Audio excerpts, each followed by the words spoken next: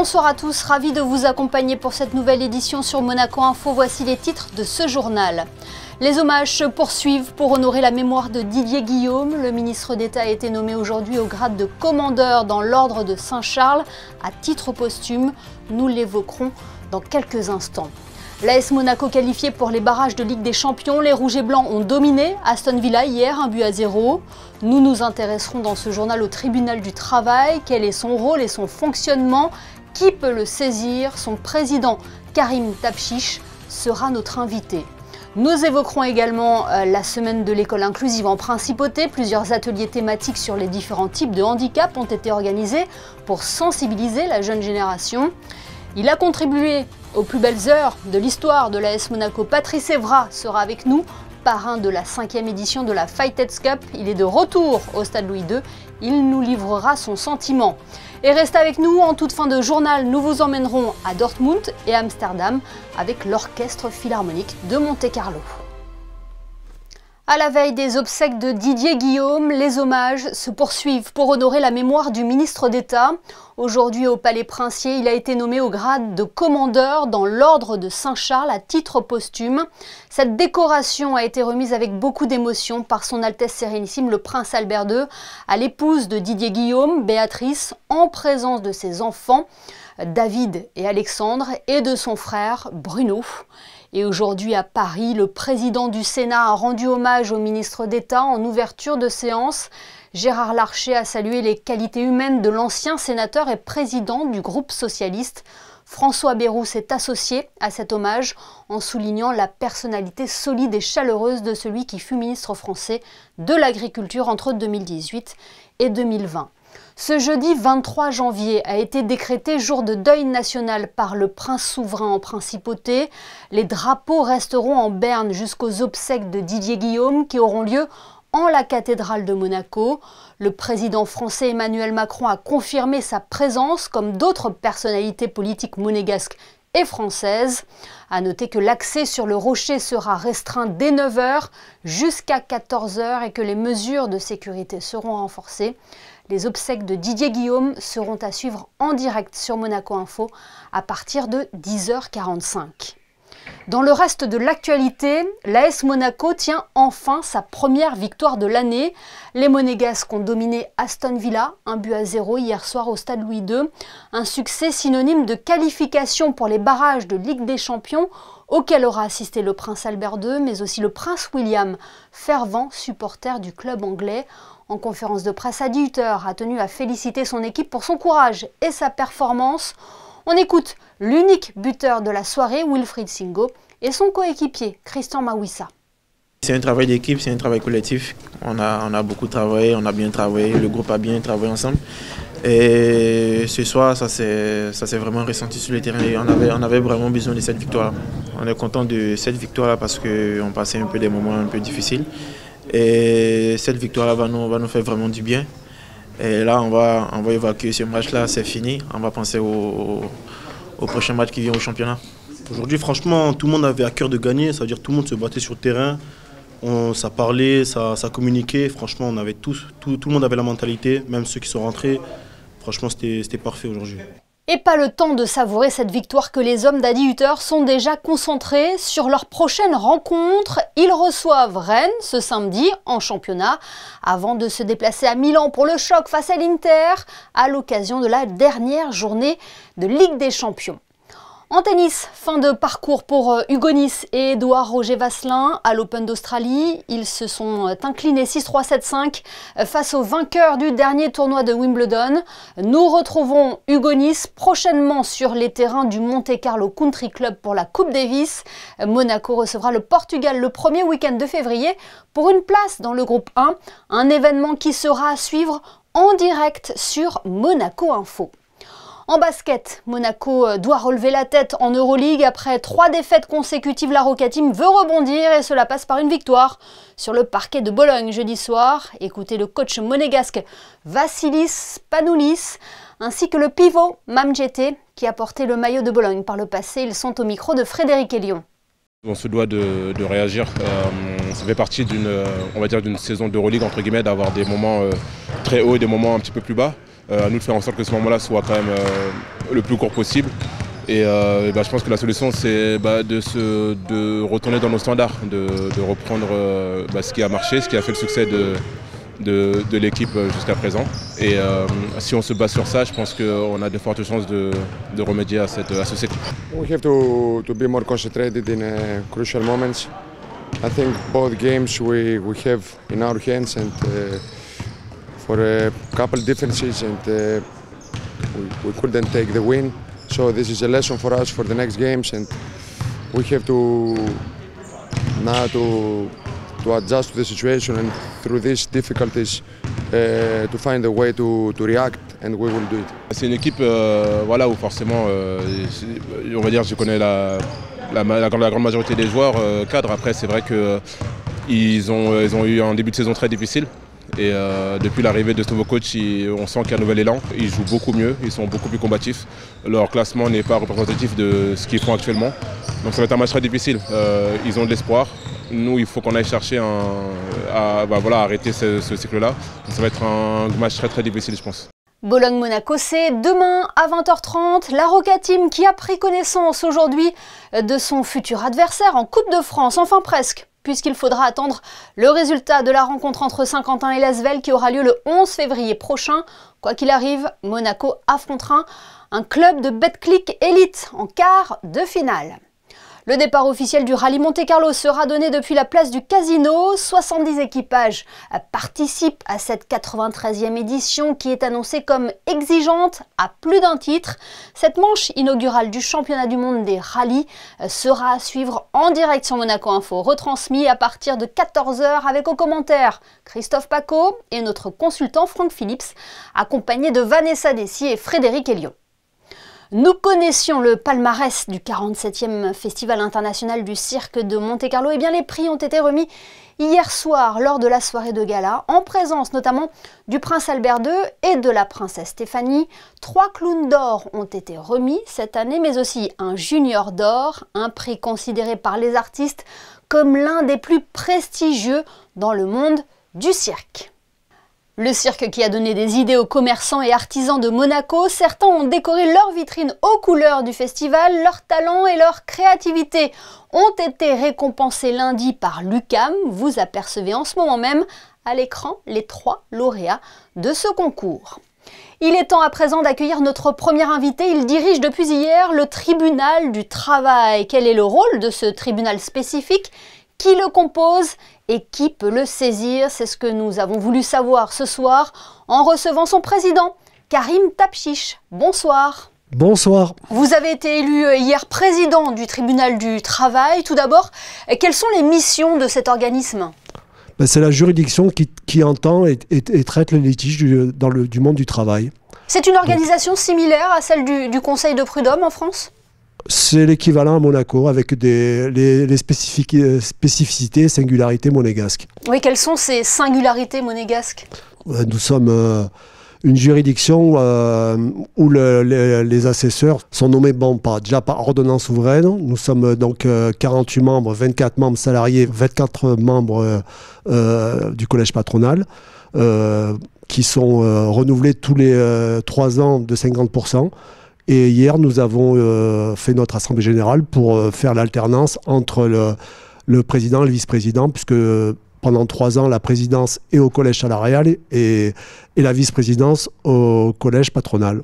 Et nous avons aussi la spécificité aussi de l'audience de conciliation ici, dans la salle, où un assesseur du collège patronal et un assesseur du collège salarial commence la procédure en recevant les demandes ici, en essayant de concilier. C'est la première mission du tribunal du travail. Voilà, c'est une procédure qui se déroule en 2 temps. En 2 temps, oui. Le premier temps, l'obligation, c'est la conciliation. C'est obligatoire. Et après, s'il n'y a pas conciliation, ça part en bureau de jugement, où là, nous avons 2 membres salariés, 2 membres patronaux. Et là, il y a les plaidoiries. Et nous entendons donc les dossiers, le délibéré, et c'est là où se juge l'affaire. Et sur quel dossier le tribunal du travail est compétent? C'est uniquement les dossiers qui concernent employeur-employé? C'est uniquement, oui, les dossiers concernant employeur-employé. Et tout le monde peut le saisir? tout le monde peut le saisir, évidemment. Le tribunal du travail, c'est les litiges de droit privé. Ce qui est fonctionnaire, agent d'État et de la commune ou hôpital, ce n'est pas notre juridiction. Alors vous l'avez mentionné, l'Assemblée générale du tribunal de travail a eu lieu hier. C'est hier que vous avez été élu également. Cela a été l'occasion d'évoquer aussi l'année judiciaire écoulée. Quels sont les chiffres à retenir de 2024 ? Nous avons une augmentation des dossiers, des requêtes, mais nous avons aussi une baisse du nombre d'affaires en cours, avec un gros travail de Madame Coll, qui a fait un énorme travail pour faire baisser le nombre de dossiers en attente. Mais nous avons quand même une augmentation d'à peu près le double des requêtes au tribunal. Qu'est-ce que cela traduit ? Cela traduit évidemment plus d'affaires à traiter, plus d'audiences à placer. Et il y a une thématique qui est nouvelle, c'est en fait de plus en plus importante, c'est le harcèlement moral.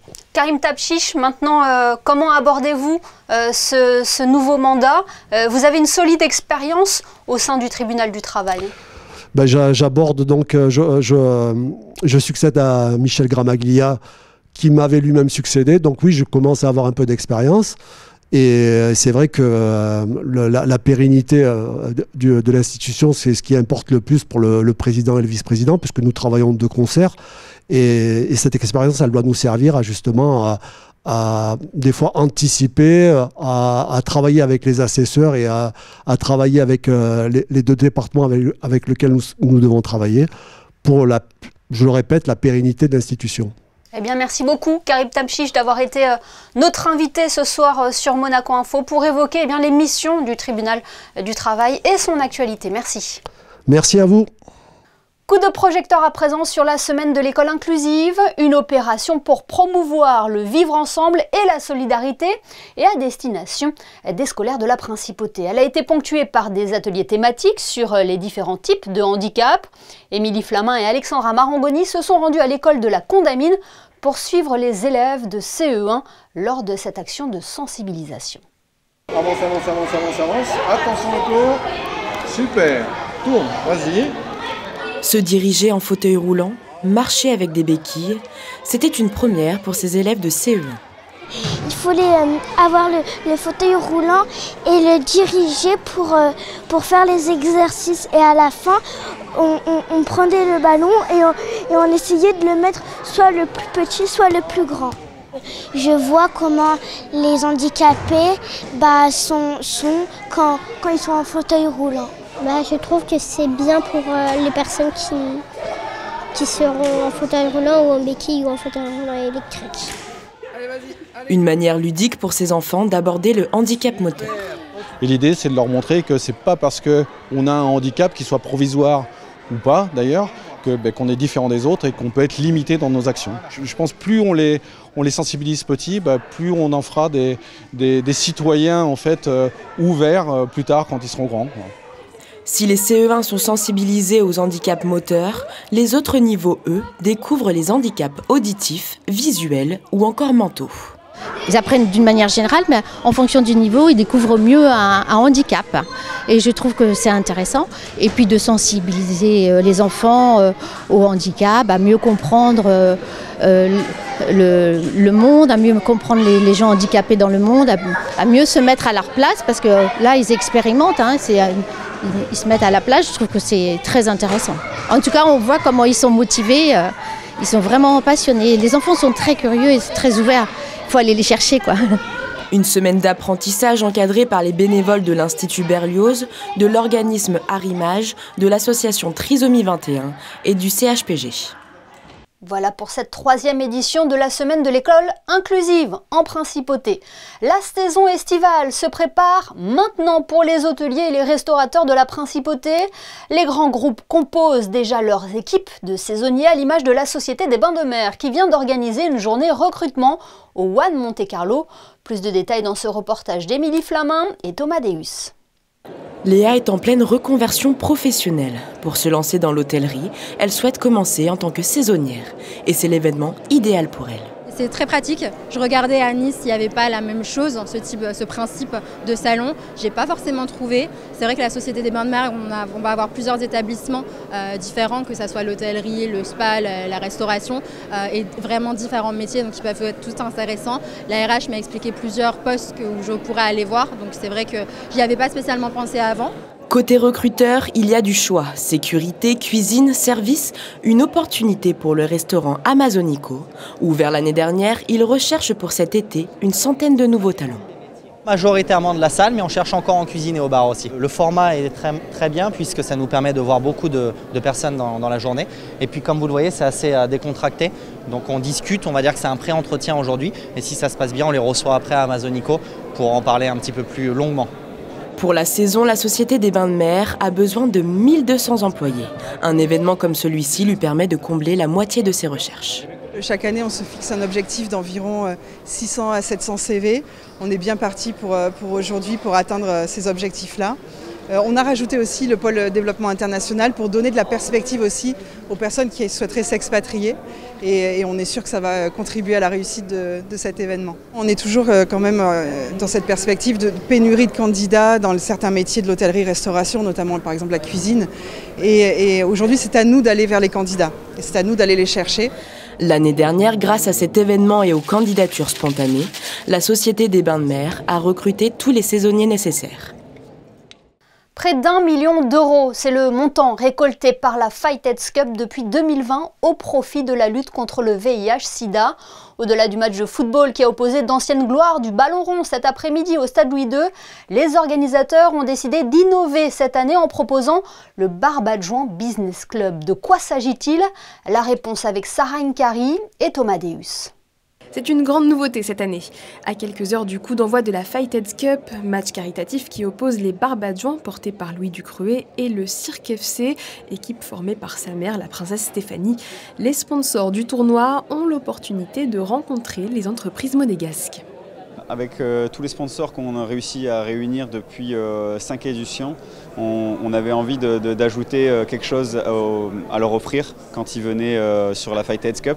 Et donc on a décidé de créer ça en collaboration avec le Monaco Economic Board, une sorte de business club où les entreprises que nous ramenons pour sponsoriser la Fighteds Cup puissent rencontrer les entreprises de Monaco et créer des synergies et des liens qui puissent peut-être à l'avenir créer des collaborations sur le long terme. C'est le cas par exemple de la jeune marque horlogère suisse Emera qui gagne doucement du terrain à Monaco. On souhaite vraiment être implanté ici, c'est vraiment une question d'image. Et puis pour le futur, donc d'avoir des boutiques, d'avoir une boutique ici, d'avoir des produits exceptionnels, exclusifs, d'augmenter aussi notre collaboration avec Louis Ducruet qui nous soutient. On a vu qu'on avait une passion commune pour le Japon, les samouraïs. Donc on a développé son garde-temps qui est une série exclusive de 5 pièces. Et puis j'espère qu'il y aura plein d'autres collections avec lui et puis plein de belles choses avec les Barbagans et puis la Fighted. Si les Barbadjoans ils ont aujourd'hui créé cette business club, pour nous c'est une super opportunité d'échanger avec d'autres sociétés de Monaco où on partage les mêmes valeurs. Donc pour nous c'est super. Ce rendez-vous est aussi l'occasion pour les organisateurs de dévoiler les maillots qui seront portés par les deux équipes et pour le parrain de l'événement, Patrice Evra, de rappeler quelques heures avant le match son état d'esprit. C'est une rencontre amicale, certes, mais il est là pour gagner. Et Patrice Evra que vous venez d'apercevoir dans ce reportage est en duplex avec nous. Bonsoir Patrice. Bonsoir. Merci de nous faire l'amitié d'être notre invité ce soir. Qu'est-ce que ça vous fait d'être de retour à Monaco tout d'abord? Beaucoup d'émotions, hein. Franchement, à chaque fois que je reviens à Monaco, c'est de là que tout a commencé. Donc voilà, que des bons souvenirs, les personnes, les monégasques. C'est un grand retour à la maison, donc oui, je suis très émotionné. Oui, c'est là que vous vous êtes révélé au grand public et c'est là que vous avez passé les plus belles années. Non, exactement. Je pense qu'il faudrait plus qu'on parle de Monaco parce que quand on dit Patrice Evra, on parle plus de Manchester United, de la Juventus ou de l'équipe de France ou de Marseille. Mais on oublie un peu Monaco. Je ne sais pas parce que si c'est une petite principauté, mais pour moi, c'est une grande part de mon histoire. Et on peut voir dans beaucoup d'interviews où je remercie le prince Albert parce que sans lui, j'aurais jamais signé à Manchester United par exemple. et je leur dois tout. C'est là où on s'est révélé, c'est là où j'ai commencé mon premier match de Champions League, c'est là où on a fait la belle épopée rouge en 2004 en allant en finale, mais malheureusement on n'a pas pu gagner pour tous les Monégasques. Mais voilà, ça restera que des bons souvenirs. Je veux dire, il n'y a aucun côté négatif. Et voilà, je dois beaucoup à Monaco. Donc aujourd'hui, je fais mon grand retour. Mais ça ne sera pas cette seule occasion, ça sera plus souvent, j'espère. S'il y avait un souvenir à garder de vos années en principauté, lequel serait-il? Lequel serait-il? C'est un bon et mauvais souvenir. C'est quand je reçois l'appel du Prince Albert après la défaite en Ligue des Champions, où voilà, il me dit on a déconné, on aurait pu faire ça pour son papa. Et ça m'avait énormément touché parce que voilà, j'avais l'impression, il s'était déplacé à Gelsenkirchen, il avait fait l'effort. Donc oui, ça restera ancré dans ma tête parce que à ce moment-là, j'aurais vraiment et toute l'équipe plus donnée, voilà, pour le Prince Régnier. Ouais, je vais retenir pas que ce moment-là. Les gens, je me souviens que beaucoup de personnes disaient que le stade Louis II était toujours vide. Et quand on a fait ce quart de finale contre le Real Madrid, où tout le monde entier et même certains Monégasques nous voyaient perdre ce match, à l'arrivée, une qualification exceptionnelle pour les demi-finales. Donc ouais, c'était ce moment-là, jouer contre les vrais Galacticos du Real Madrid et de gagner 3-1 au match retour. Et aujourd'hui, vous gardez un œil sur l'actualité de l'AS Monaco? Oui, ah non, bien sûr, bien sûr. D'ailleurs, je ne suis pas très content quand certaines personnes critiquent l'AS Monaco. Je veux dire, il y a beaucoup de joueurs, que ce soit moi, Thierry Henry et j'en passe, Fabien Barthez, ou voilà, sans l'AS Monaco, ils n'auraient pas réussi à faire une telle carrière. Les gens le prennent pour un tremplin. Après, c'est vrai que c'est dommage que ces joueurs se servent de Monaco pour après aller dans d'autres clubs, parce que peut-être il n'y a pas vraiment on va dire cet engouement sportif autour du football. Mais je vous prie de me croire que si l'AS Monaco avait gardé tous ses meilleurs joueurs, aujourd'hui, ce n'est pas une Champions League, ça aurait été 2 ou 3. Et un palmarès déjà exceptionnel. On va revenir sur la raison de vos présences ici à Monaco, Patrice Evra. Vous êtes le parrain de la 5e édition de la Fighteds Cup. Qu'est-ce que cela représente pour vous? Une grosse responsabilité, un honneur. Je pense que quand ils m'ont contacté pour être le parrain de la Fighteds Cup, je n'ai pas hésité. Vous savez, moi je fais beaucoup de social impact, où je suis aussi un défenseur pour arrêter la violence contre les enfants. Je ne fais pas beaucoup de matchs de foot. Je fais plus des matchs de foot pour des œuvres caricatives. Et voilà, Monaco, tu ne peux pas dire non. Tu ne peux pas dire non. Ma mère m'a toujours appris, plus tu donnes, plus tu reçois. Donc aujourd'hui, c'est une grosse responsabilité. Je suis le premier parrain de l'histoire de la Fighteds Club. Et j'espère qu'il y en a d'autres aussi après moi et qui prendront leur rôle très, très à sérieux. C'est pour ça que ce soir et aujourd'hui, on a déjà fait un cocktail et on va faire le match dans quelques heures, que tout le monde va passer une belle soirée et aider les personnes qui en ont besoin. Mais on le rappelle, ce match est au profit de Fighteds Monaco, association qui lutte contre le VIH-Sida. Merci beaucoup, Patrice Evra, d'avoir été notre invité ce soir. Merci à vous. Musique à présent, une équipe de Monaco Info a suivi le week-end dernier l'Orchestre Philharmonique de Monte-Carlo dans sa tournée à Dortmund et Amsterdam, au programme 2 concerts symphoniques d'exception sous la direction de la chef lituanienne Mirga Gražinytė-Tyla. Le reportage sur place de José Sacré, Thomas Deus et Clélia Renaud.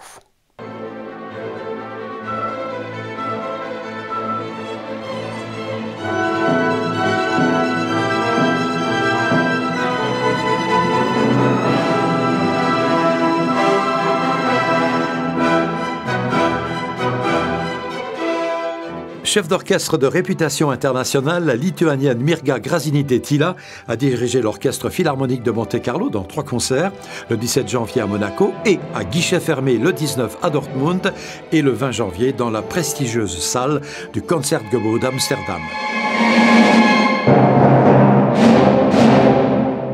It was a very inspiring week working with Orchestre Philharmonique de Monte-Carlo. Very great group. Inspired of sun and the ocean you are living at. I am very, very lucky to have worked with them.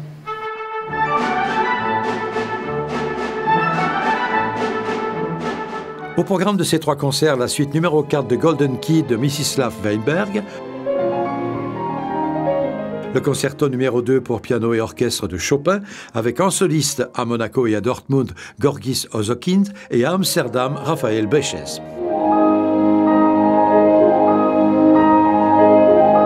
Les 3 concerts se sont terminés par une éblouissante et émouvante interprétation de la 9e symphonie de Dvorak sous la direction de Mirga Gražinytė qui, à ce nom d'état civil, a ajouté un mot lituanien, Tyla, qui signifie « silence ». Silence, c'est beau, non? C'est beau, mais pour un chef d'orchestre, c'est bizarre.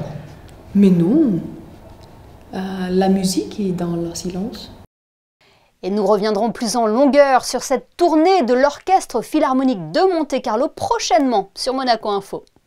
Régulièrement, nous mettons en valeur les artisans, les restaurateurs et les commerçants qui participent au rayonnement de la Principauté.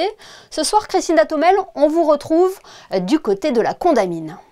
Dans Ceux qui font Monaco, je vous propose aujourd'hui que l'on se retrouve au 23 rue de Millau devant la boutique Bel Oeil. Alors ici, on allie l'art, le design et la décoration avec un savoir-faire inégalé. Et vous allez le voir, de la finance à la décoration, il n'y a qu'un pas. Belle histoire, Bel Oeil Monaco a débuté, moi, disons, ma formation est juridique. J'ai travaillé très longtemps dans la banque, j'ai toujours été passionné de décoration et d'architecture. Et à force d'aider tous nos amis à refaire leur maison et tout ça, petit à petit, on s'était dit qu'il fallait peut-être se mettre complètement là-dedans. En 2015, on a pris ces locaux.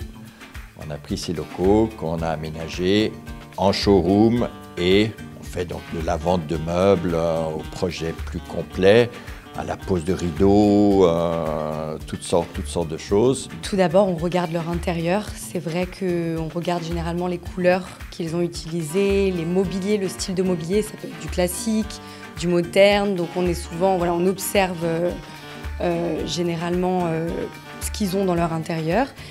Et ensuite, on s'adapte après à la personne, à leur goût. Donc ça commence avec un rendez-vous, ils nous orientent quand même sur leurs préférences.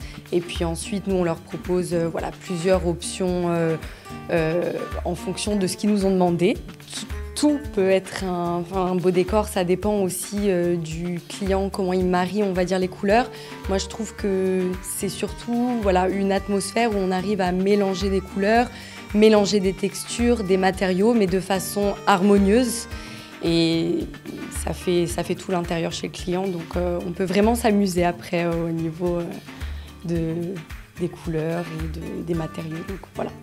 Pour moi, il n'y a pas de bon goût, de mauvais goût. C'est surtout être cohérent et, encore une fois, que le client se sente chez lui, dans son intérieur. Donc on essaye de l'aiguiller pour garder une certaine cohérence, mais avant tout, en gardant toujours en tête que c'est son intérieur et qu'il doit s'y sentir bien. Alors si vous aussi vous souhaitez bénéficier du savoir-faire de Bel Oeil, il suffit tout simplement de vous rendre ici au showroom du lundi au vendredi de 10h à 13h et de 14h à 19h ou prendre rendez-vous si vous souhaitez qu'une personne se déplace chez vous. Ainsi s'achève ce journal. Dans quelques instants, la météo de Sarah Inkari, suivie des sorties cinéma de la semaine. Les photos de fin de JT ce soir sont consacrées au gala du 47e Festival international du cirque de Monte-Carlo. Elles sont signées Manuel Vitali et Frédéric Nébinger. Excellente soirée à tous et à demain, 19h sur Monaco Info pour une nouvelle édition.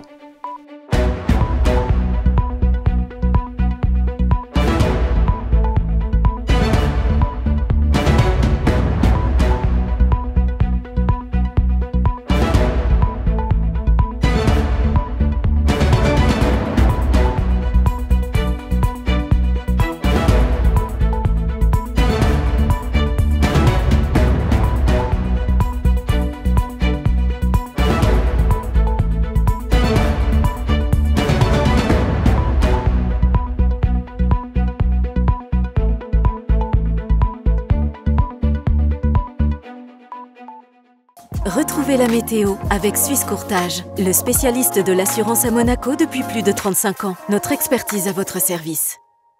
Bonsoir à tous, bonne nouvelle après cette journée pluvieuse, une accalmie est prévue demain, pas de soleil mais pas de pluie non plus au programme. Le ciel restera couvert et les températures varieront de 9 à 12 degrés, c'est légèrement supérieur à ce que nous avons connu aujourd'hui.